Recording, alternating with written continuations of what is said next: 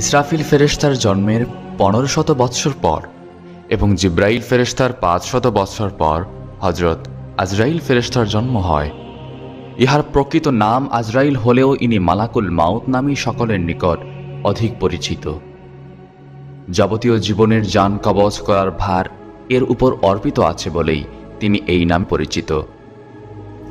হাদিস শরীফে উল্লিখিত আছে, আজরাইল ফেরেশতার 4খানা ডানা এবং প্রত্যেক ডানায় অসংখ্য পালক আছে।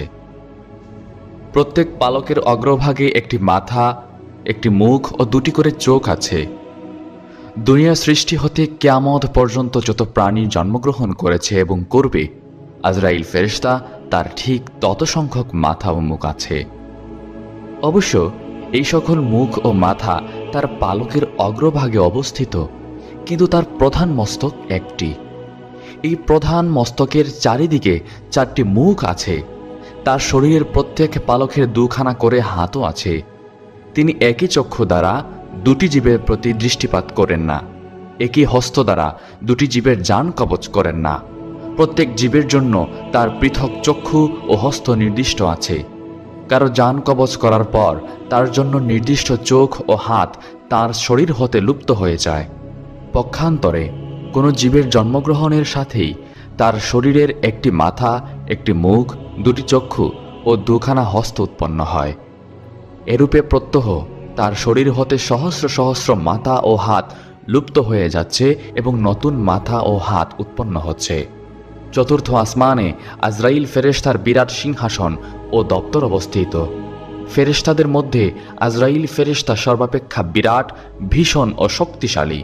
আজরাইল ফেরেশতার ডান হাত পৃথিবীর পশ্চিম সীমান্ত পর্যন্ত এবং বাম হাত পূর্ব সীমান্ত পর্যন্ত বিস্তৃত আছে। তার এক পা পৃথিবীর উত্তর সীমান্ত পর্যন্ত এবং অপর পা দক্ষিণ সীমান্ত পর্যন্ত প্রসারিত। আজরাইল আলাইহিস সালামের ডানে ও বামে অগণিত ফেরেশতা তার কাজের সাহায্যার্থে দণ্ডায়মান আছেন। তিনি বিরাট একটা আসমানে উপবিষ্ট আছেন এবং সামনে বিরাট একটা টেবিল স্থাপিত আছে। টেবিলের উপর জগতের প্রত্যেকটি প্রাণীর নাম লিখিত বিরাট দফতর বা ডায়েরি বই সর্বদা উন্মুক্ত আছে। কোন দিনে, কোন মুহূর্তে, কোন স্থানে কিভাবে কার জান কবজ করতে হবে তার এই বিরাট দফতরে লিখিত আছে। তার টেবিলখানা নূরের দ্বারা নির্মিত এবং 70,000 পায়া বিশিষ্ট। হযরত আজরাইল আলাইহিস সালামের দেহ এত বিরাট যে যদি সপ্ত সমুদ্রের পানি তার মাথার উপর ঢেলে দেওয়া হয়, তার এক ফোঁটাও পানি নিচে পড়বে না, সবই তার শরীরের মধ্যে শুকিয়ে যাবে। যেমন আমাদের কারো মাথার উপরে এক ফোঁটা পানি ফেলে দিলে তা সেখানেই শুকিয়ে যায়। হযরত রাসূলুল্লাহ সাল্লাল্লাহু আলাইহি ওয়াসাল্লাম বলেছেন, সমস্ত পৃথিবী আজরাইল ফেরেশতার নিকট এইরূপ মনে হয় যেরূপ একজন মানুষের সামনে বিভিন্ন খাদ্য দ্বারা সজ্জিত একখানা খাঞ্চা স্থাপিত থাকে। লোকটি যেমন তার ইচ্ছামতো উক্ত খাঞ্চা হতে যে কোনো খাদ্য উঠিয়ে আহার করতে পারে, সেজন্য তাকে কোনোরূপ অসুবিধা বোধ করতে হয় না। আজরাইল আলাইহিস সালাম ঠিক সেইরূপ একটি বিরাট পৃথিবী যে কোনো প্রাণীর প্রাণ যে কোনো মুহূর্তে অতি সহজ কবজ করতে সক্ষম। হাদিস শরীফে উল্লেখিত আছে, হযরত রাসূল আকরাম সাল্লাল্লাহু আলাইহি ওয়াসাল্লাম যখন মেরাজ শরীফে গমন করেছিলেন, তখন জিব্রাইল ফেরেশতার সাথে তিনি আজরাইল ফেরেশতার নিকটবর্তী হয়ে তাকে আসসালামু আলাইকুম ইয়া মালাকুল মউত বলে সালাম করেছিলেন, কিন্তু মালাকুল মউত সালামের কোনো জবাব দিল না। আল্লাহ পাকের তরফ হতে তৎক্ষণাৎ আদেশ এলো যে, হে আজরাইল, আমার প্রিয় হাবিবের সালামের জবাব দাও এবং তিনি যা জিজ্ঞেস করেন তা প্রত্যেকটি উত্তর সঠিকভাবে দাও। হযরত আজরাইল আলাইহিস সালাম তৎক্ষণাৎ ওয়ালাইকুম আসসালাম ইয়া হাবিবাল্লাহ বলে সালামের জবাব দিলেন এবং তার আসন হতে উঠে হযরত রাসূল সাল্লাল্লাহু আলাইহি ওয়াসাল্লামের সাথে মুসাফাহ করলেন। তারপর অত্যন্ত সম্মানের সাথে তাকে নিজের নিকটে বসায় বললেন, ইয়া রাসূলুল্লাহ সাল্লাল্লাহু আলাইহি ওয়াসাল্লাম, আমার বেয়াদবি মাফ করবেন।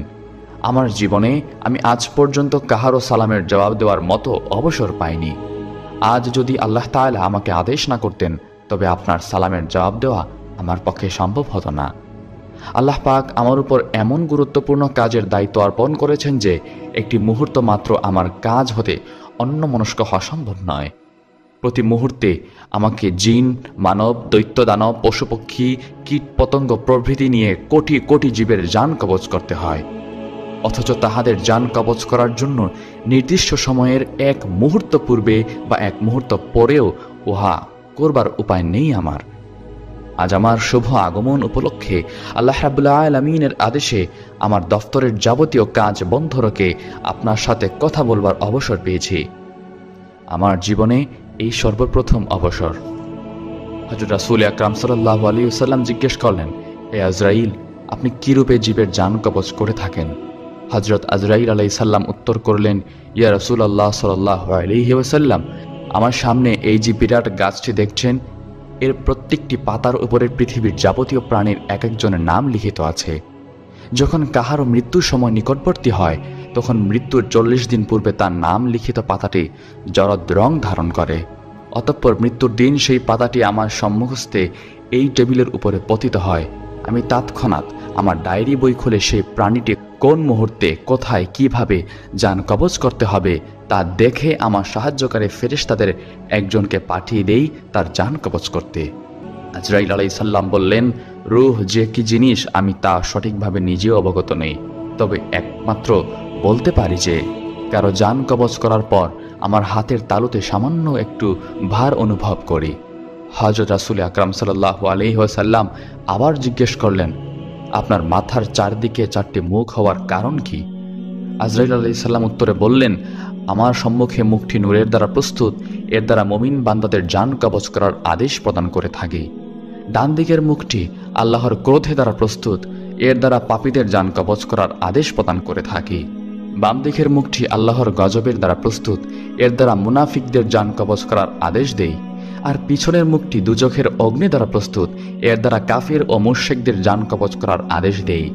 ইয়া রাসূলুল্লাহ সাল্লাল্লাহু আলাইহি ওয়াসাল্লাম, আপনার জন্য একটি শুভ সংবাদ এই যে, যেদিন আল্লাহ তাআলা আপনাকে এই কাজের ভার অর্পণ করেছেন, সেই দিনে আমাকে নির্দেশ দিয়েছেন যে উম্মতে মুহাম্মদের জান অত্যন্ত আসানের সহিত কবজ করবে।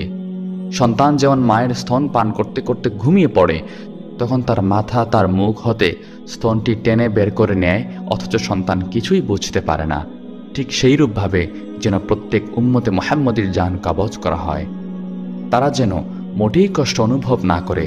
হযরত রাসূল আকরাম সাল্লাল্লাহু আলাইহি ওয়াসাল্লামের কথা শুনে অত্যন্ত খুশি হয়ে আল্লাহ তাআলার সকল স্বরূপ ধরে সিজদা করলেন। তিনি পুনরায় জিজ্ঞেস করলেন, হে ভাই আজরাইল, কখনো কারো জান কবজ করার জন্য কি আপনি আপনার এই আসন পরিত্যাগ করে নিজে উঠে গমন করেছিলেন? আজরাইল আলাইহিস সালাম উত্তরে বললেন, হ্যাঁ, আমাকে জীবনের সর্বমোট 3 বার এই আসন ত্যাগ করে নিজেকেই গমন করতে হয়েছিল।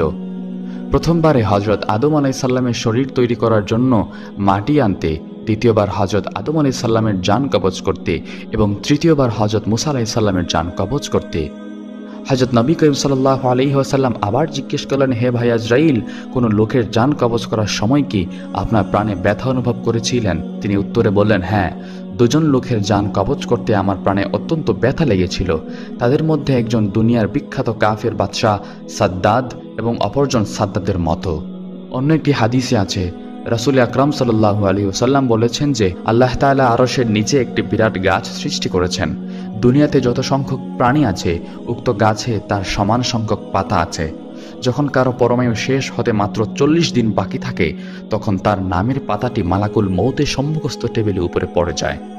মালাকুল মউত তখনই তার ডায়েরি বই খুলে সেই ব্যক্তিকে ডায়েরির বই হতে মৃত বলে লিখে দেন। যদিও তার আরও 40 দিন পরমায়ু অবশিষ্ট থাকে, তথাপি সেই দিনই সে আকাশে মৃত্যু বলে ঘোষিত হয়। ঠিক তার 40 দিন পর সেই ব্যক্তি মৃত্যু মুখে পতিত হয়।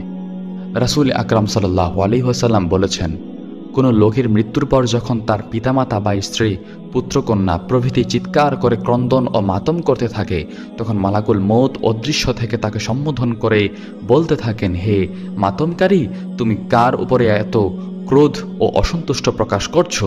যদি আল্লাহর প্রতি তুমি এরূপ ক্রোধ প্রকাশ করো, তবে তাতে তোমার কোনো লাভ নেই তো, বরং এই ক্রোধ ও অসন্তুষ্টি তোমাকে গুনাহগার করে আল্লাহর গজবের দিকে টেনে নিয়ে যাবে।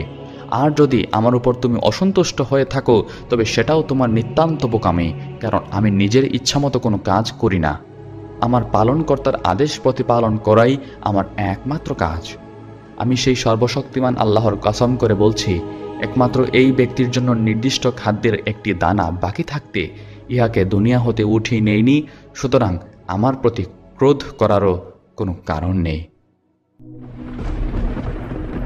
মৃত্যুর ফেরেশতা মালাকুল মউত, যার দায়িত্ব হচ্ছে মানুষের রূহ কবজ করা। আল্লাহ তাআলা যার মৃত্যু যেখানে সাব্যস্ত করেছেন সেখানেই হবে, এটাই আল্লাহর বিধান। মৃত্যু নিয়ে বিস্ময়কর একটি ঘটনা সংঘটিত হয়েছিল হযরত সুলাইমান আলাইহিস সালামের যুগে। সেই ঘটনায় মৃত্যুর ফেরেশতা বিস্ময়ে হতবাক হয়ে যান। হযরত সুলাইমান আলাইহিস সালাম নিজের এক মন্ত্রীর সঙ্গে কথাবার্তা বলছিলেন। এমন সময় খুব সুন্দর চেহারা ও দামি পোশাক পরিহিত এক ব্যক্তি সুলাইমান আলাইহিস সালামের মজলিসে প্রবেশ করল এবং সে কিছুক্ষণ বসার পর চলে গেল। তার যাওয়ার পরে মন্ত্রী সুলাইমান আলাইহিস সালামকে জিজ্ঞেস করলেন, হে আল্লাহর নবী, এই মাত্র আপনার কাছে যে লোকটি এসেছিল ওই ব্যক্তি কে? হযরত সুলাইমান আলাইহিস সালাম বললেন, আমার কাছে আসা ব্যক্তি ছিলেন মৃত্যুর ফেরেশতা মালাকুল মউত। এ কথা শুনে মন্ত্রীর চেহারা ফ্যাকাশে হয়ে গেল এবং সে কাঁপতে শুরু করল আর বলল যে, হে নবী হযরত, অনুগ্রহ করে আমার জন্য বাতাসকে হুকুম দিন, বাতাস যেন আমাকে হিন্দুস্তানে অর্থাৎ সেখান থেকে অনেক দূরে পৌঁছে দেয়, কারণ আমার জন্য এটি অসম্ভব যে যেখানে মৃত্যুর ফেরেশতা বসে আছে সেখানে আমি বসে থাকি। এটা আমার পক্ষে একেবারে অসম্ভব।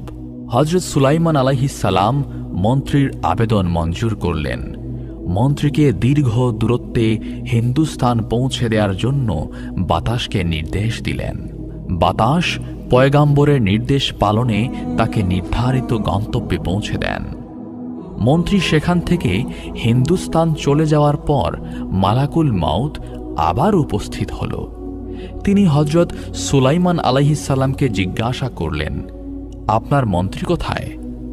মালাকুল মউতকে জানানো হল, আপনার ভয়ের কারণে বাতাসের সাহায্যে মন্ত্রীকে মৃত্যুর নির্ধারিত স্থানে হিন্দুস্তানে পৌঁছে দেওয়া হয়েছে। আসলে এটি ছিল মহান আল্লাহর কুদরত, কারণ যার মৃত্যু যেখানে লেখা আছে সেখানেই হবে। কিছুক্ষণ আগে যখন আপনার মজলিসে এসে ওই মন্ত্রীকে দেখলাম তখন আমি আশ্চর্য হয়েছিলাম, কারণ আল্লাহ তাআলা আমাকে হিন্দুস্তান গিয়ে ওই ব্যক্তির রূহ কবজ করার নির্দেশ দিয়েছিলেন, অথচ আপনার এখানে এসে দেখি সে কিনা আপনার মজলিসে বসা। সবচেয়ে বড় বিস্ময়ের ব্যাপার হল হিন্দুস্তান এখান থেকে 1000 মাইল দূরে অবস্থিত, যেখানে সহজে যাওয়া সম্ভব নয়, অথচ আল্লাহর জন্য তা কতই না সহজ। আল্লাহ যা চান তা করতে সক্ষম। তিনি সব সময় সব কিছুর উপর ক্ষমতাবান। সুবহানাল্লাহ। আল্লাহর কুদরত কত মহান, তার কুদরতের প্রতি বিশ্বাস রাখা ঈমানের অপরিহার্য দাবি। কোরআনের এই আয়াত মুমিন মুসলমানের জন্য সতর্কতা অবলম্বন ও তার কুদরতের প্রতি বিশ্বাস স্থাপনের অনুপ্রেরণা লাভের অন্যতম মাধ্যম। তা হল, তোমরা যেখানেই থাকো না কেন মৃত্যু কিন্তু তোমাকে পাকড়াও করবেই। যদি তোমরা সুদৃঢ় দুর্গের ভেতরেও অবস্থান করো তবুও। বস্তুত তাদের কোনো কল্যাণ সাধিত হলে তারা বলে যে এটা সাধিত হয়েছে আল্লাহর পক্ষ থেকে, আর যদি তাদের কোনো অকল্যাণ হয় তবে বলে এটা হয়েছে তোমার পক্ষ থেকে। এই সবই আল্লাহর পক্ষ থেকে। পক্ষান্তরে তাদের পরিণতি কি হবে যারা কখনো কোনো কথা বুঝতে চেষ্টা করে না। সূরা নিসা আয়াত ৭৮। আল্লাহ মহান, তিনি সব কিছু থেকে পবিত্র, সর্বময় ক্ষমতার অধিকারী। তিনি চাইলেই সব সম্ভব। মালাকুল মউত সুলাইমান আলাইহিস সালামকে বললেন, যে ব্যক্তি মালাকুল মউতের ভয়ে বাতাসের উপর নির্ভর করে এখান থেকে 1000 মাইল দূরে সুদৃঢ় হিন্দুস্তান চলে গেল, আমি সেখানে তার রূহ কবজ করতে গিয়ে তাকে সেখানে পেয়ে যাই, আর সেখান থেকে তার রূহ কবজ করে আবার আপনার কাছে ফিরে আসলাম। যখন যার মৃত্যু আসবে সে যে অবস্থায় থাকুক না কেন তাকে তখন এক কদম সামনে যেতে দেয়া হবে না, আবার পেছনেও যেতে দেয়া হবে না। আল্লাহ তাআলা বলেন, প্রত্যেক সম্প্রদায়ের একটি মৃত্যুর মেয়াদ আছে।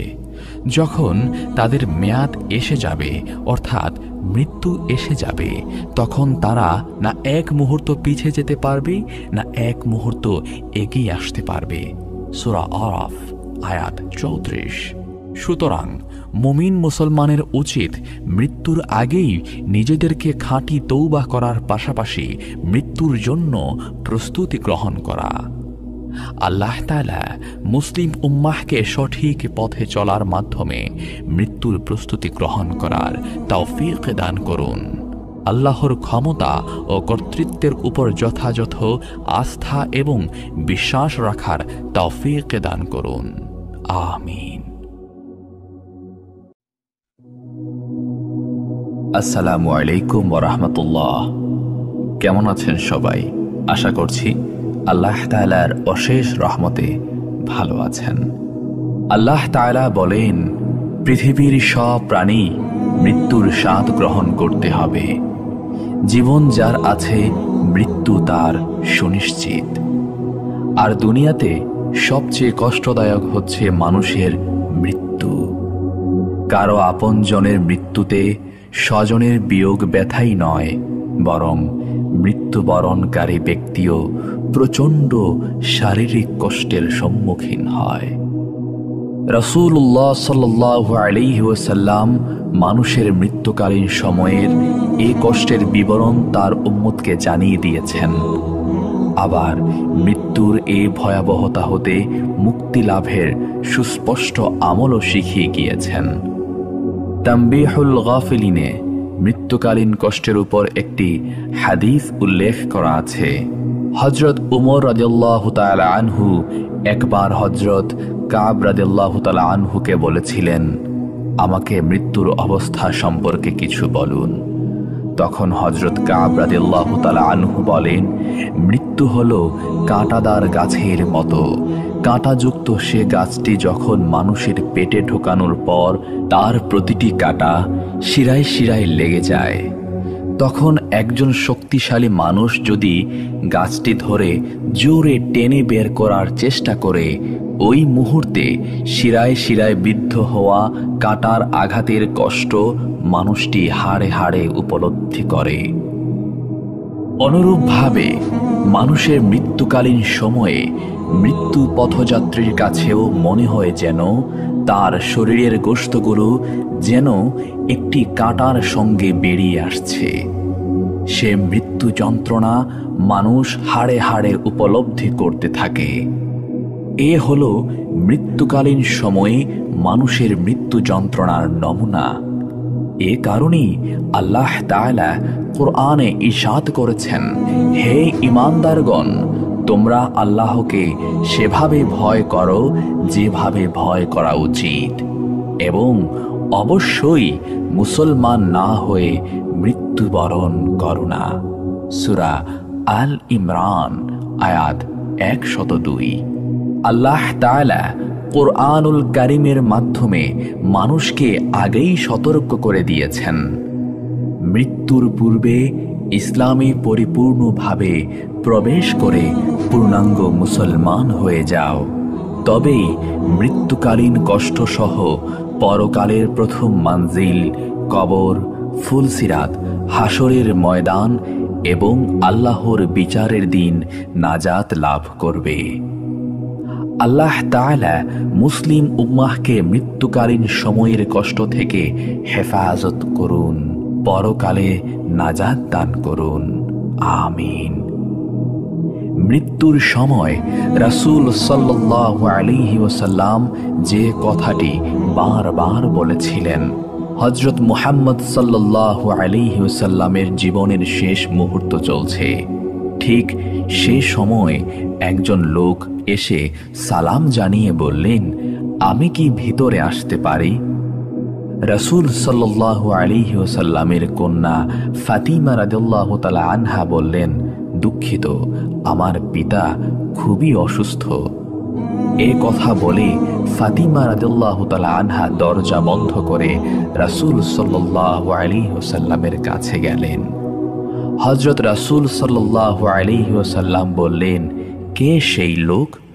ফাতিমা বললেন, এই প্রথম আমি তাকে দেখেছি, আমি তাকে চিনি না। রাসূল সাল্লাল্লাহু আলাইহি ওয়াসাল্লাম বললেন, শোনো ফাতিমা, সে হচ্ছে আমাদের এই ছোট্ট জীবনের অবসানকারী ফেরেশতা আজরাইল তথা মালাকুল মউত।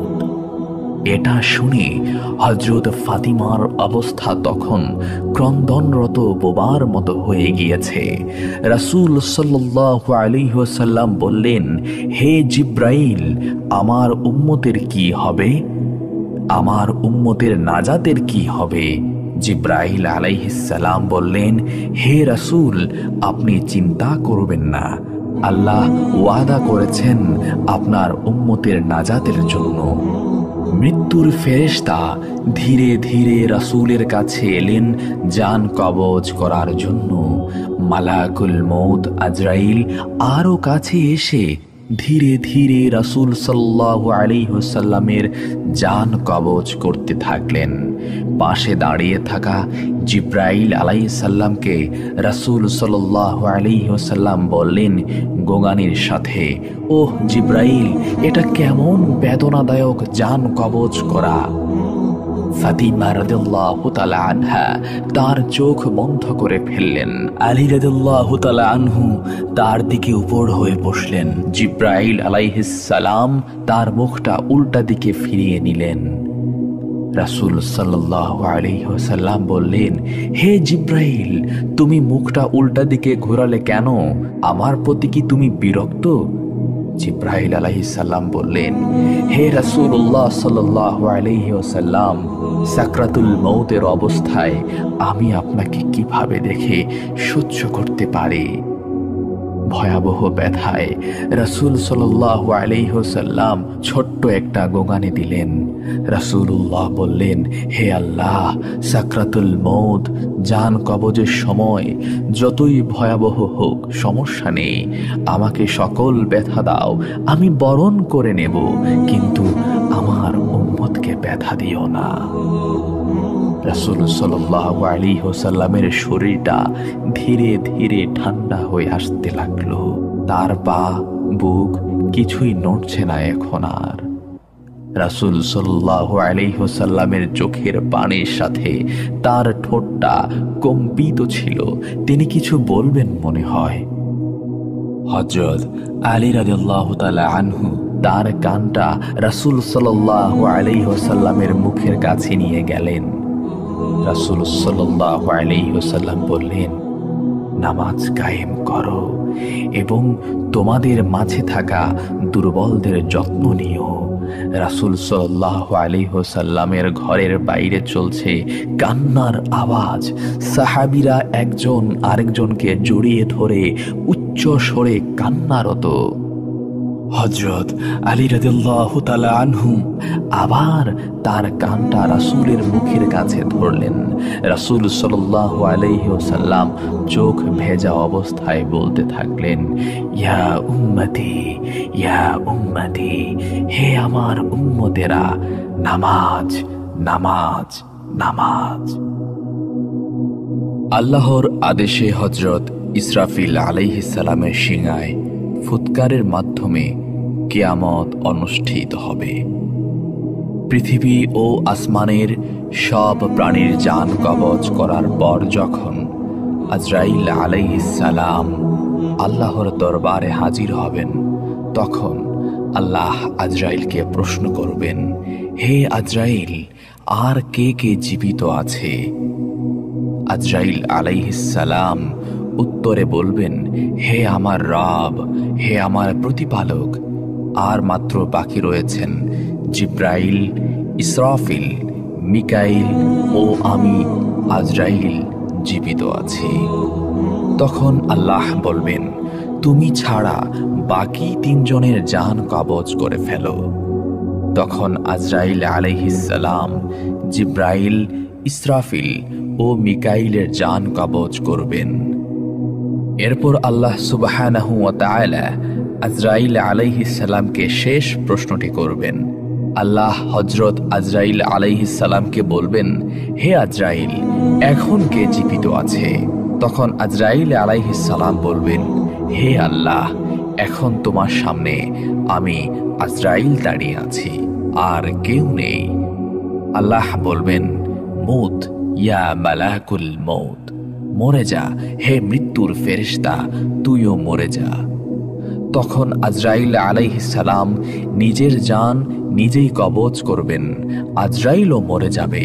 তখন পৃথিবীর মধ্যে একমাত্র আল্লাহ একাই। এভাবে কত শত বছর অতিক্রান্ত হবে সেটা আল্লাহই ভালো জানেন। কিয়ামতের পর হাসরের মাঠে যখন বিচারক আল্লাহ পৃথিবীর সব বিচারক, উকিল, মুক্তার, রাজা বাদশাহ, স্বৈরাচার, জুলুমবাজ, শাসক তখন তার সামনে আসামির মতো উপস্থিত হবে। তখন আল্লাহ হুঙ্কার ছেড়ে বলবেন, আজকের রাজত্ব কার? সূরা আল মুমিনে 16 নং আয়াতে আল্লাহ তাআলা বলেন, সেটি এমন দিন যখন সব মানুষের সবকিছু প্রকাশ হয়ে পড়বে। আল্লাহর কাছে তাদের কোনো কথাই গোপন থাকবে না। সেদিন ঘোষণা দিয়ে জিজ্ঞেস করা হবে, আজ রাজত্ব কার? সব সৃষ্টি বলে উঠবে, একমাত্র আল্লাহর, যিনি কাহ্হার। এই আয়াতের ব্যাখ্যায় বলা হয়েছে, শেষ বিচারের সাক্ষাৎ ও সমাবেশের দিন দ্বিতীয় ফুকের পরে হবে। দ্বিতীয় ফুৎকারের পরে নতুন ভূপৃষ্ঠ সমতল করে দেয়া হবে, যাতে কোনো আড়াল থাকবে না। দ্বিতীয় ফুকের মাধ্যমে সব কিছু পুনরুজ্জীবিত হওয়ার পরে তা বাস্তবায়িত হবে। কিন্তু একটি হাদিসে এসেছে, কিয়ামতের প্রারম্ভে আহ্বানকারী আহ্বান করে বলবেন, হে লোক সব, তোমাদের কিয়ামত এসেছে। তখন জীবিত মৃত সবাই শুনতে পাবে। আর আল্লাহ প্রথম আসমানে নেমে এসে বলবেন, আজকের দিনে কার রাজত্ব? একমাত্র পরাক্রমশীল আল্লাহর জন্যই। তাছাড়া অন্য বর্ণনা থেকে জানা যায় যে আল্লাহ তাআলা এই উক্তি তখন করবেন যখন প্রথম ফুকের পর সমগ্র সৃষ্টি ধ্বংস হয়ে যাবে, আর জিব্রাইল, মিকাইল, ইসরাফিল প্রমুখ নৈকট্যশীল ফেরেশতাগণও মারা যাবে এবং আল্লাহর সত্তা ছাড়া কোনো কিছুই অবশিষ্ট থাকবে না। আল্লাহ বলবেন, আজকের দিন রাজত্ব কার? আল্লাহ নিজেই জবাব দেবেন, প্রবল পরাক্রান্ত এক আল্লাহর। হাদিস থেকে এর সমর্থন পাওয়া যায়। কিয়ামতের দিন আল্লাহ সমগ্র পৃথিবী এবং সমগ্র আসমান সমূহকে হাতে গুটিয়ে বলবেন, আমি বাদশাহ, আমি পরাক্রমশালী, আমি অহংকারী। দুনিয়ার বাদশারা কোথায়? কোথায় পরাক্রমশালীরা? কোথায় অহংকারকারীরা? এখানে ঐতিহাসিক এ ঘটনায় উল্লেখ্য যে সামানি খানদানের শাসক নাসর ইবনে আহমদ নিশাপুরে প্রবেশ করলে একটি দরবার ডাকেন এবং সিংহাসনে বসার পর কুরআন মাজিদ তেলাওয়াতের মাধ্যমে কাজকর্ম শুরু হবে বলে আদেশ দেন। এ কথা শুনে একজন সম্মানিত জ্ঞানী ব্যক্তি অগ্রসর হন এবং কুরআন তেলাওয়াত করেন। যখন তিনি কুরআন তেলাওয়াত করছিলেন তখন রাজ্যের বাদশাহ নাসর ভীত সন্ত্রস্ত হয়ে পড়েন। তিনি কাঁপতে কাঁপতে সিংহাসন থেকে নামলেন এবং মাথার মুকুট খুলে সিজদায় পড়লেন। বললেন, হে প্রভু, বাদশাহী তোমারই, আমার নয়। এরপর শুরু হবে বিচার। তিনি এমন বিচারক যে মামলায় আনিত অভিযোগ প্রমাণ করতে তার অতিরিক্ত সময় লাগবে না, বরং আসামির পুরো জীবনের প্রতিটি মুহূর্তের ঘটনা লিপিবদ্ধ থাকবে। আল্লাহ বলেন, আজ প্রত্যেক প্রাণীকে তার কৃতকর্মের প্রতিদান দেয়া হবে। আজ কারো প্রতি কোনো জুলুম হবে না। আল্লাহ অতি দ্রুত হিসাব গ্রহণকারী। সূরা মুমিন। কোনো ধরনের জুলুমই হবে না। আয়াতে এই অংশের ব্যাখ্যায় তাফসীরের কিতাবে লেখা হয়েছে, প্রকাশ থাকে যে প্রতিদানের ক্ষেত্রে জুলুমের কয়েকটি রূপ হতে পারে। 1. প্রতিদানের অধিকারী ব্যক্তিকে প্রতিদান না দেয়া। 2, সে যতটা প্রতিদান লাভের উপযুক্ত তার চেয়ে কম দেয়া। 3, শাস্তিযোগ্য না হলেও শাস্তি দেয়া। 4, যে শাস্তির উপযুক্ত তাকে শাস্তি না দেয়া। 5, যে কম শাস্তির উপযুক্ত তাকে বেশি শাস্তি দেয়া। 6, জালেমের নির্দোষ মুক্তি পাওয়া এবং মজলুমের তা চেয়ে চেয়ে দেখতে থাকা। 7, একজনের অপরাধে অন্যকে শাস্তি দেয়া। কোনো ধরনের জুলুমি হবে না। আল্লাহর এ বাণীর উদ্দেশ্য হচ্ছে তার আদালতে এ ধরনের কোনো জুলুমি হতে পারে না। তাফহিমুল কোরআন। আল্লাহ অতি দ্রুত হিসাব গ্রহণকারী। আয়াতে এই অংশের ব্যাখ্যায় বলা হয়েছে, হিসাব নিতে আল্লাহর কোনো বিলম্ব হবে না।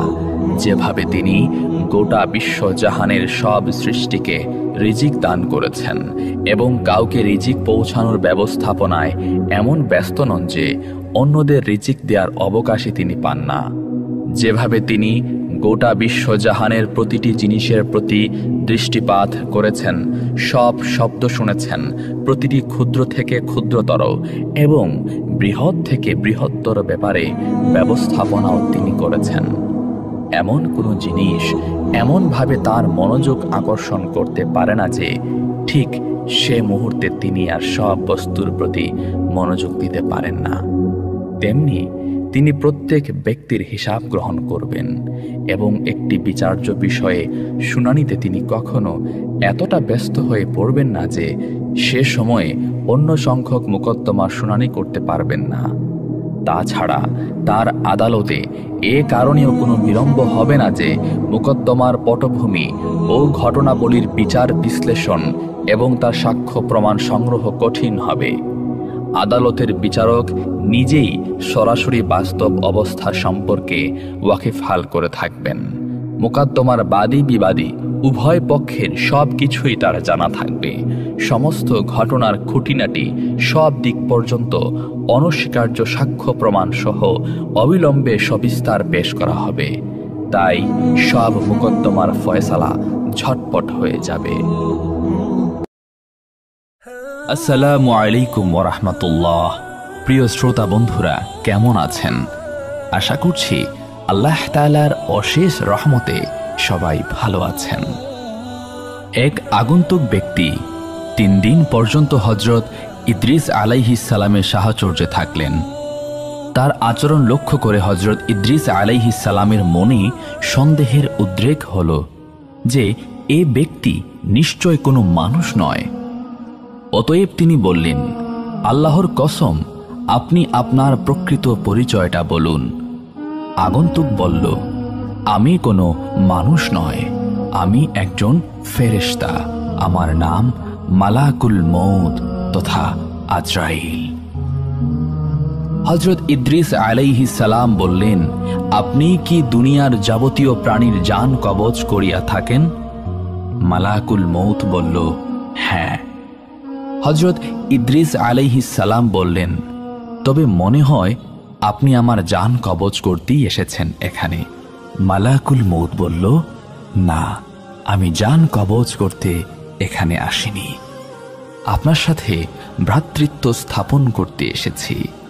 আমার একান্ত বাসনা আপনিও আমার এ প্রস্তাবে রাজি হবেন। হযরত ইদ্রিস আলাইহিস সালাম বললেন, আমি আপনার সাথে এক শর্তে ভ্রাতৃত্ব স্থাপন করতে রাজি। যদি আপনি আমাকে একবার মৃত্যুর অবস্থানটা উপভোগ করান, যদি আপনি আমাকে এখনই একবার মৃত্যুর অবস্থানটা উপভোগ করান, তাহলে আমার অনেক উপকার হতো। মৃত্যুর ভয়ে আমি বেশি করে আল্লাহর ইবাদত করতে পারতাম। মালাকুল মউত বললেন, আল্লাহর অনুমতি ছাড়া আমি এ কাজ করতে পারি না। আল্লাহ এখনো আপনার জান কবজ করার হুকুম আমাকে দেননি। হযরত ইদ্রিস আলাইহিস সালাম বললেন, আপনি আল্লাহর নিকট হতে অনুমতি চেয়ে নিন। মালাকুল মউত আল্লাহর নিকট অনুমতি প্রার্থনা করলে আল্লাহ তাকে অনুমতি দেন। অনুমতি পেয়ে মালাকুল মউত হযরত ইদ্রিস আলাইহিস সালামের জান কবজ করলেন। জান কবজ করার পর মালাকুল মউত তথা আজরাইল আলাইহিস সালাম পুনরায় আল্লাহর কাছে প্রার্থনা করলেন হযরত ইদ্রিস আলাইহিস সালামের জান ফিরিয়ে দেওয়ার জন্য। আল্লাহ তার প্রার্থনা কবুল করলেন। অতঃপর ফেরেশতা আজরাইল আলাইহিস সালাম হযরত ইদ্রিস আলাইহিস সালামকে জিজ্ঞাসা করলেন, ভাই ইদ্রিস, জান কবজ করার সময় আপনার কি রূপ লেগেছিল? হযরত ইদ্রিস আলাইহিস সালাম বললেন, কোনো জীবিত প্রাণীর শরীরের চামড়া মাথা হতে পা পর্যন্ত খসে খসে তুলে ফেললে প্রাণীটির যেরূপ কষ্ট হয় আমারও সেরূপ কষ্ট হয়েছে। মালাকুল মউত বললেন, ভাই ইদ্রিস, আমি আজ পর্যন্ত যত জান কবজ করেছি এত সহজে কারো জান কবজ করিনি। হযরত ইদ্রিস আলাইহিস সালাম হযরত আজরাইল আলাইহিস সালামকে বললেন, আমার মনে দোজখ দেখার খুব স্বাদ জেগেছে। যদি আপনি আমাকে দোজখ দেখাতেন তবে আমি দোজখের ভয়ে ইবাদত বন্দেগীতে আরো বেশি মনোযোগী হতে পারতাম। মালাকুল মউত তাকে দোজখ দেখাতে দোজখের দরজায় নিয়ে গেলেন। তিনি দোজখ দেখার পর বললেন, ভাই আজরাইল আলাইহিস সালাম, আমার মনে বেহেশত দেখার বড়ই স্বাদ জেগেছে। যদি আপনি আমার এই স্বাদটি পূরণ করতেন তাহলে আপনার প্রতি চিরকৃতজ্ঞ থাকতাম। মালাকুল মউত বললেন, যদি আপনি আমাকে কথা দেন যে বেহেশত দেখেই আপনি আমার নিকট ফিরে আসবেন তাহলে আমি আপনাকে বেহেশত দেখাতে পারি। হযরত ইদ্রিস আলাইহিস সালাম তাতে রাজি হলে মালাকুল মউত তাকে বেহেশত দেখাতে নিয়ে গেলেন। বেহেশতের দরজায় আসলে হযরত ইদ্রিস আলাইহিস সালাম তার পায়ের জুতা খুলে বেহেশতে প্রবেশ করলেন। তিনি কিছু সময় বেহেশতে ঘোরাফেরা করলেন। এরপর তিনি মালাকুল মউতের কাছে ফিরে এসে নিজের প্রতিশ্রুতি রক্ষা করলেন। পরক্ষণেই তিনি এক দৌড়ে আবার বেহেশতে ঢুকে গেলেন। মালাকুল মউত তাকে ডেকে বলল, ভাই ইদ্রিস, আপনি আবার বেহেশতে ঢুকলেন কেন? তাড়াতাড়ি বেরিয়ে আসুন, আমি আপনাকে আবার পৃথিবীতে পৌঁছে দেব। হযরত ইদ্রিস আলাইহিস সালাম বেহেশতের ভেতর থেকে জবাব দিলেন, ভাই আজরাইল, আল্লাহ তাআলা ইরশাদ করেছেন প্রত্যেক প্রাণী একবার মৃত্যুর স্বাদ গ্রহণ করবে এবং একবার দোজখ না দেখে বেহেশতে যেতে পারবে না। আমি তো একবার মৃত্যুর স্বাদ গ্রহণ করলাম এবং দোজখও দেখলাম, তারপর বেহেশত হতে বের হয়ে আপনাকে দেয়া প্রতিশ্রুতিও রক্ষা করলাম। অতএব আমি আর বেহেশত হতে বের হব না, আপনি আপনার কাজে চলে যেতে পারেন।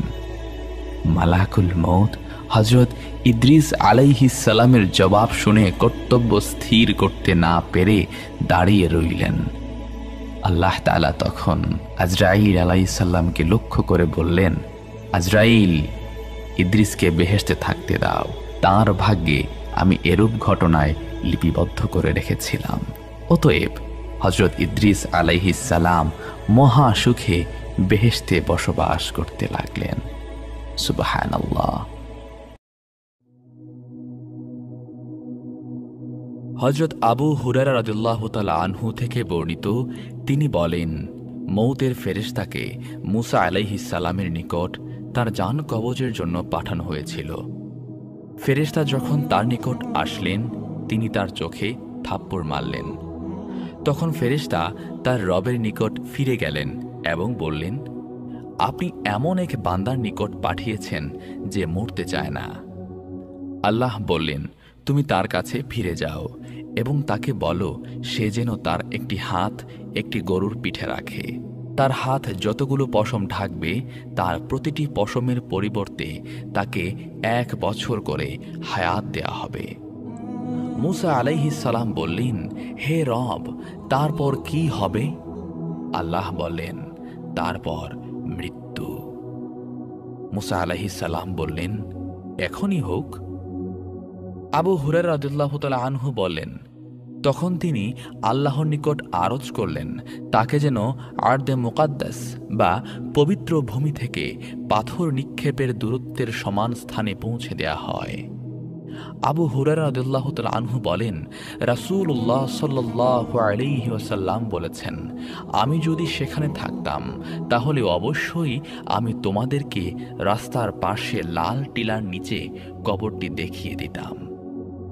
রাবি আব্দুর রাজ্জাক বলেন, মামর রহমতুল্লাহি আলাইহি আবু হুরায়রা রাদিয়াল্লাহু তাআলা আনহু সূত্রে নবী সাল্লাল্লাহু আলাইহি ওয়াসাল্লাম থেকে অনুরূপ বর্ণনা করেছেন।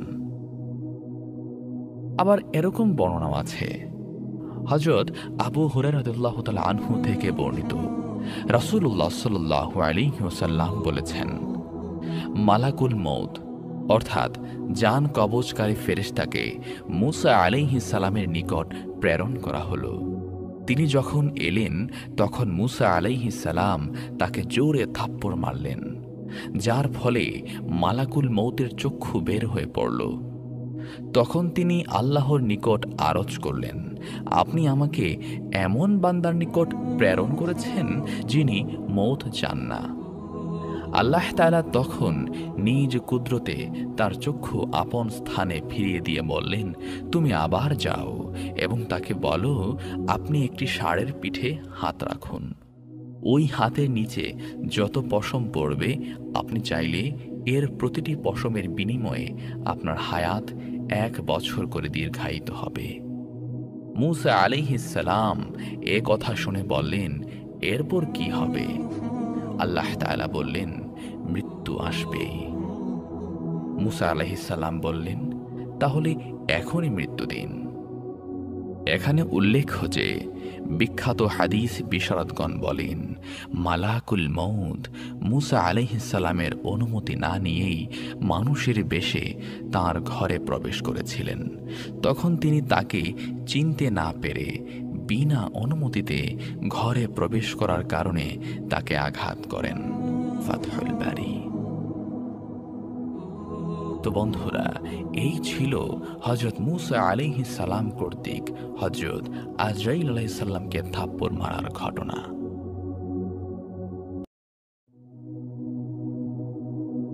আসসালামু আলাইকুম ওয়া রাহমাতুল্লাহ। আশা করছি দর্শক শ্রোতা বন্ধুরা আপনারা সবাই আল্লাহ তাআলার অশেষ রহমতে ভালোই আছেন। আল্লাহ তাআলা ফেরেশতাদের ডেকে বললেন, আমি পৃথিবীতে আমার প্রতিনিধি পাঠাতে চাই। ফেরেশতারা বলল, হে আল্লাহ, আপনি কি এমন কাউকে দুনিয়াতে পাঠাবেন যারা সেখানে দাঙ্গা হাঙ্গামা করবে এবং রক্তপাত ঘটাবে, অথচ আমরা আপনার নিরন্তর গুণকীর্তন করছি? আল্লাহ বললেন, নিঃসন্দেহে আমি জানি যা তোমরা জানো না। এরপর মহান আল্লাহ জিব্রাইল আলাইহিস সালামকে হুকুম করলেন পৃথিবীর বুক থেকে মাটি সংগ্রহ করে আনার জন্য।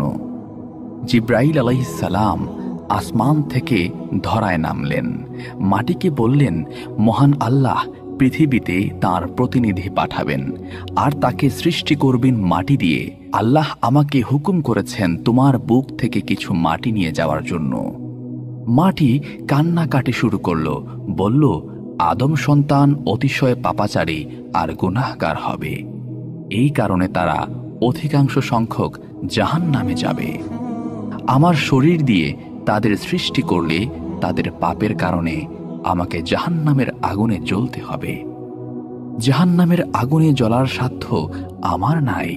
জিব্রাইল, তুমি ফিরে গিয়ে আল্লাহকে বলো তিনি যেন অন্য কোনো উপাদান দিয়ে আদমকে সৃষ্টি করেন, কিন্তু আমাকে বা মাটি দিয়ে নয়। জিব্রাইল আলাইহিস সালাম আরশে ফিরে গেলেন, বললেন, হে আল্লাহ, হে পরওয়ারদিগারে আলম, আমি পৃথিবীতে গিয়েছিলাম মাটি আনতে, কিন্তু মাটি এমন ভাবে কাকুতি মিনতি করছে আর কান্নাকাটি শুরু করলো যে আমার খুব মায়া হলো। আমি মাটি আনতে পারিনি, আমাকে ক্ষমা করুন। আল্লাহ রাব্বুল আলামিন ইসরাফিল আলাইহিস সালামকে ডেকে পাঠালেন, তাকে বললেন জমিন থেকে মাটি আনার জন্য। তিনি জমিনে আসলেন। ইসরাফিল আলাইহিস সালামের বেলায়ও জিব্রাইল আলাইহিস সালামের মতো ঘটনা ঘটল। তিনিও মাটি নিতে পারলেন না, তিনিও ফিরে গিয়ে আল্লাহর কাছে অপারগতা প্রকাশ করলেন এবং ক্ষমা চাইলেন। এরপর আল্লাহ তাআলা মিকাইল আলাইহিসসালামকে ডাকলেন, তাকেও একই হুকুম করলেন এবং মিকাইল আলাইহিসসালাম পূর্ববর্তী 2 ফেরেশতার ন্যায় মাটির কান্নাকাটি দেখে মাটি নিতে সক্ষম হলেন না। এবার আল্লাহ তাআলা ডাকলেন হযরত আজরাইল আলাইহিসসালামকে। তিনি ফেরেশতাদের মধ্যে অপেক্ষাকৃত কঠিন হৃদয়ের, সমস্ত প্রাণীকুলের প্রাণ সংহার করার জন্য তাকে সৃষ্টি করা হয়েছে। তাকে জমিনে পাঠালেন মাটি আনার জন্য। এবারও মাটি কান্নাকাটি জুড়ে দিল। আজরাইল আলাইহিসসালাম বললেন, হে জমিন, তুমি এবং আমি দুজনই আল্লাহর সৃষ্টি, অতএব তোমার কাকুতি মিনতির চেয়ে আল্লাহর হুকুম পালন করা আমার জন্য গুরুত্বপূর্ণ। তিনি মাটির কান্নায় কর্ণপাত করলেন না। এক খামছি মাটি তুলে নিলেন তার হাতে এবং ফিরে এলেন আল্লাহর আরশে। আজরাইল আলাইহিসসালাম যে এক খামছি মাটি জমিন থেকে সংগ্রহ করে এনেছিলেন তা ছিল অত্যন্ত এঁটেল। তাই আল্লাহ মেঘ মালাকে নির্দেশ দিলেন এই এঁটেল মাটির উপর 40 বছর বৃষ্টি বর্ষণ করার জন্য। 40 বছর বৃষ্টিতে ভেজার পর এঁটেল মাটি হয়ে গেল কাদা মাটি। কোনো কোনো মুফাসসির তাফসির গ্রন্থে উল্লেখ করেছেন, আজরাইল আলাইহিসসালাম এর এই এক খামছি মাটির ওজন ছিল 40 মণ। 40 মণ এঁটেল মাটি 40 বছর বৃষ্টিতে ভিজে কাদা মাটিতে পরিণত হলে এই কাদা মাটি দিয়ে মহান আল্লাহ তাআলা আদম আলাইহিসসালামের 60 হাত লম্বা আকৃতি বিশিষ্ট একটি দেহ তৈরি করলেন। তারপর সূর্যকে নির্দেশ দিলেন আদম আলাইহিসসালামের কাদামাটি তার দেহে 40 বছর কিরণ দেওয়ার জন্যে। সূর্য 40 বছর আদম আলাইহিসসালামের দেহে কিরণ দেওয়ার পর বা আলো দেওয়ার পর তা পরিণত হল ঠনঠনে মাটিতে। পবিত্র কুরআনে যার উল্লেখ করে আল্লাহ তাআলা বলেছেন, আমি আদমকে সৃষ্টি করেছি শক্ত মাটি দ্বারা। আদম আলাইহিসসালামের দেহ শক্ত অবস্থায় পড়ে থাকল আরও 40 বছর। এরপর আদম আলাইহিসসালামের মাটির তৈরি দেহে রূহ ফুঁকে দিলেন আল্লাহ তাআলা। আদম আলাইহিসসালাম নড়ে চড়ে উঠে বসলেন। তারপর হাঁচি দিয়ে বললেন, আলহামদুলিল্লাহ, সকল প্রশংসা আল্লাহর।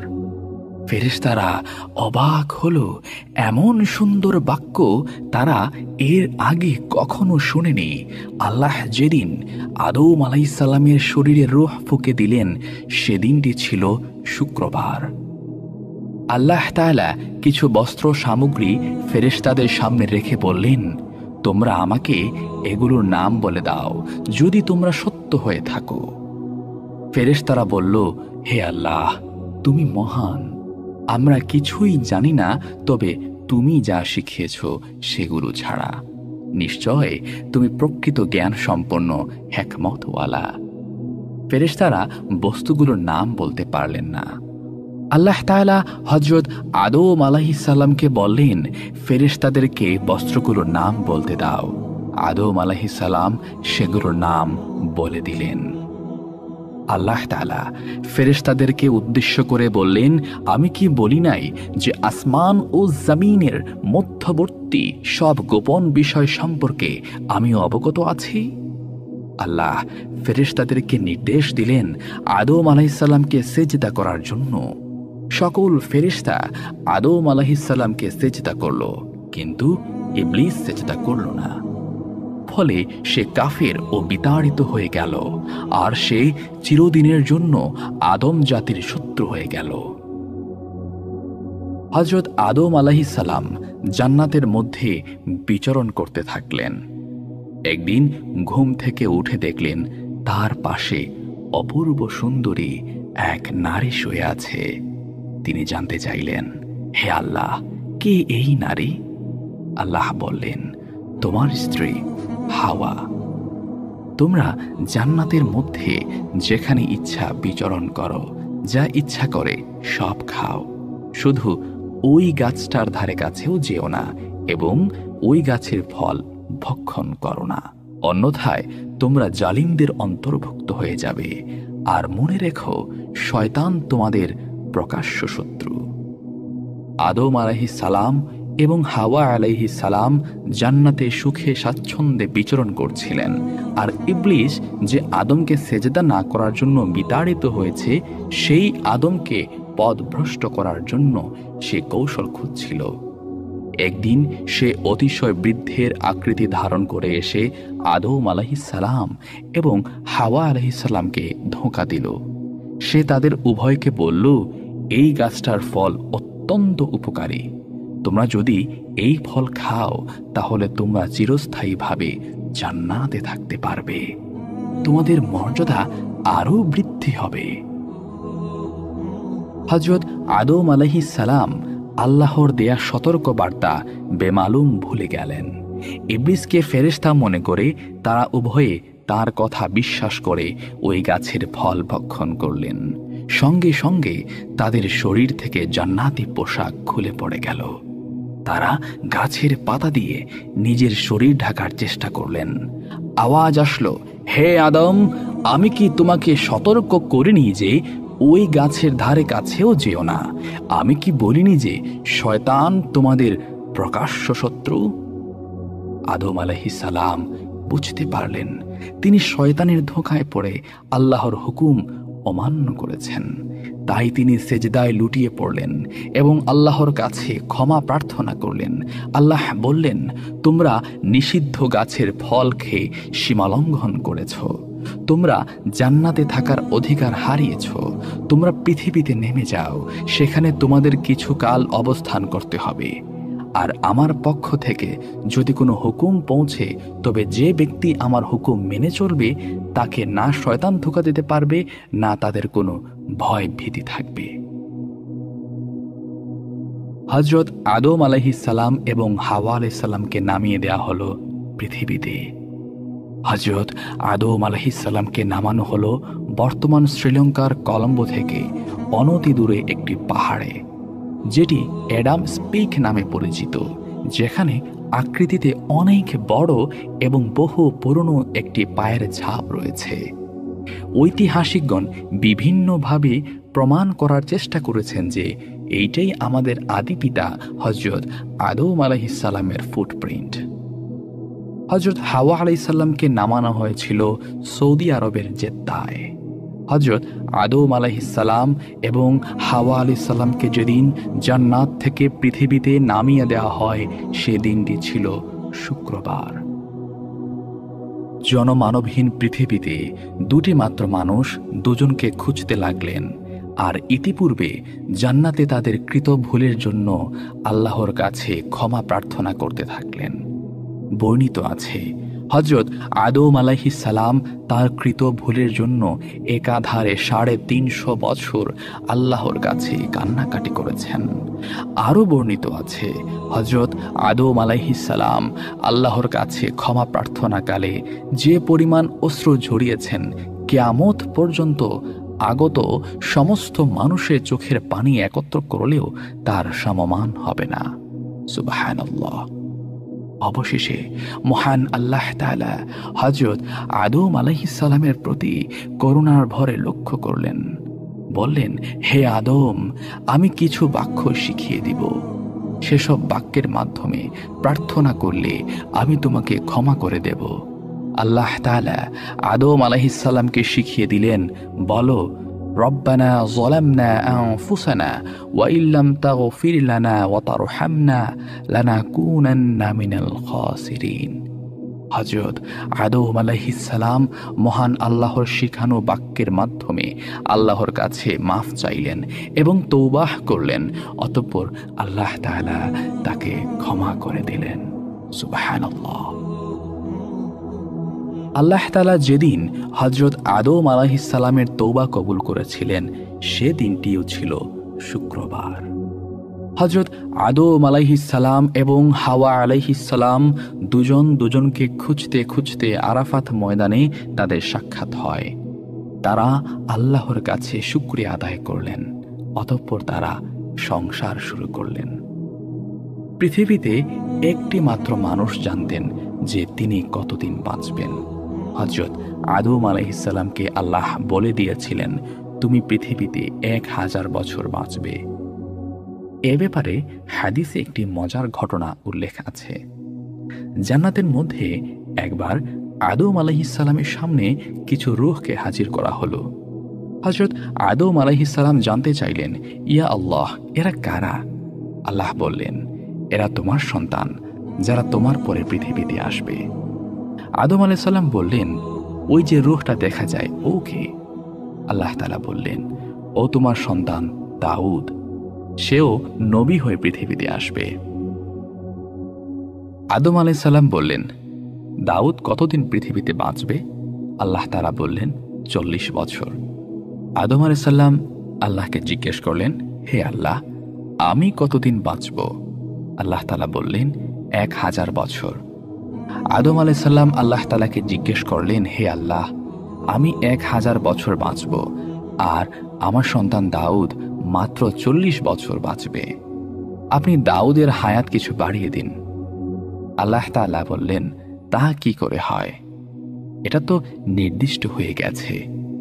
আদম আলাইহিসসালাম আল্লাহ তাআলাকে বললেন, হে আল্লাহ, আমার 1000 বছর হায়াত থেকে 60 বছর আয়ু কমিয়ে দাউদকে দিয়ে দেন। আল্লাহ তাআলা আদম আলাইহিসসালামের সুপারিশ কবুল করলেন। পৃথিবীতে আসার পর হযরত আদম আলাইহিসসালামের বয়স যখন 940 বছর পূর্ণ হয়, তখন আজরাইল আলাইহিসসালাম আদম আলাইহিসসালামের নিকট এসে বললেন, হে আল্লাহর নবী, আল্লাহ আমাকে আপনার জান কবজ করার জন্য পাঠিয়েছেন।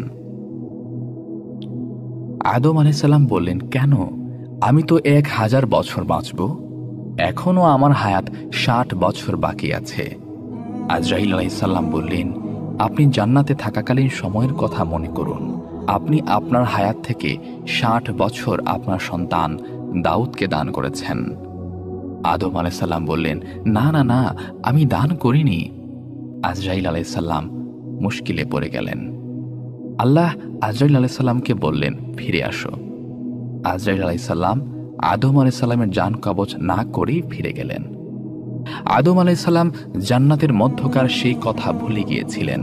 এই ব্যাপারে হাদিসে বলা হয়েছে, মানুষের মধ্যে ভুলে যাওয়ার প্রবণতা বেশি। আমাদের আদি পিতা আদম আলাইহিসসালাম ভুলে গেছেন, আমরাও ভুলে যাই। এটাই মানুষের প্রকৃতি। পরবর্তীতে যখন তার বয়স 1000 বছর পূর্ণ হয়, তখন তিনি অতিশয় বৃদ্ধ এবং দুর্বল হয়ে পড়েন। এ সময় পৃথিবীতে হযরত আদম আলাইহিসসালামের সন্তান সন্ততি এবং নাতিপুতি সব মিলিয়ে প্রায় 40,000 মানুষের বংশবিস্তার ঘটেছিল। এই 40,000 মানুষের মধ্যে হযরত শীশ আলাইহিসসালামও ছিলেন। আদম আলাইহিসসালাম সবাইকে কাছে ডাকলেন এবং শেষ ওসিয়ত করলেন। বললেন, মনে হচ্ছে আমি আর বেশিক্ষণ তোমাদের মাঝে থাকব না। আমার অন্তিম সময় ঘনিয়ে আসছে। আমি শীঘ্রই আমার প্রতিপালকের ডাকে সাড়া দেব। আমার ইন্তিকালের পর তোমরা দাঙ্গা হাঙ্গামায় জড়িয়ে পড়ো না। তোমরা একতাবদ্ধ হয়ে থাকবে এবং আল্লাহর হুকুম মেনে চলবে। সর্বক্ষেত্রে তোমরা তোমাদের ভাই শীশ আলাইহিসসালামের পরামর্শ এবং নির্দেশ মেনে চলবে, কেননা সে হচ্ছে আল্লাহর মনোনীত এবং প্রিয় বান্দা। আমি তাকে আমার স্থলাভিষিক্ত করে যাচ্ছি। আদম আলাইহিসসালামের সকল সন্তান এই বলে প্রতিশ্রুতি দিল যে তার ইন্তেকালের পর তারা ঝগড়া বিবাদ করবে না এবং আল্লাহর হুকুম মেনে চলবে। এর কিছুক্ষণ পর হযরত আজরাইল আলাইহিসসালাম এসে উপস্থিত হলেন এবং আদম আলাইহিসসালামকে সালাম করলেন।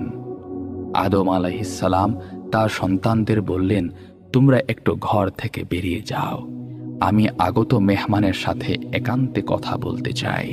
সন্তানরা সবাই বেরিয়ে গেল ঘর থেকে। আজরাইল আলাইহিসসালাম বললেন, হে আল্লাহর নবী, আল্লাহ আমাকে আপনার রূহ কবজ করার জন্য প্রেরণ করেছেন। আদম আলাইহিসসালাম বললেন, আমি আমার রবের সাথে সাক্ষাৎ করার জন্য ব্যাকুল হয়ে আছি। আমি শীঘ্রই আমার রবের সাথে সাক্ষাৎ লাভের ইচ্ছা পোষণ করছি। আজরাইল আলাইহিসসালাম হযরত আদম আলাইহিসসালামের জান কবজ করে নিয়ে গেলেন। আদম আলাইসাল্লামের মৃত্যুর পর হাওয়া আলাইহিসসালাম এবং তার সন্তানগণ কান্নায় ভেঙে পড়ল। তারা শোকে হতবিহ্বল হয়ে পড়ল। এরপর মৃত ব্যক্তি সৎকার নিয়ে একটি সমস্যা দেখা দিল, কেননা তখন পর্যন্ত মৃত ব্যক্তি সৎকারের ব্যাপারে কোনো বিধান কার্যকর করা হয়নি। উপরন্তু এটা ছিল মানব ইতিহাসে প্রথম প্রকাশ্য মৃত্যু। যেহেতু এটি প্রথম প্রকাশ্য মৃত্যু ছিল, তাই এই সৎকারের ব্যাপারে একটি সংকট দেখা দিল। এর পূর্বে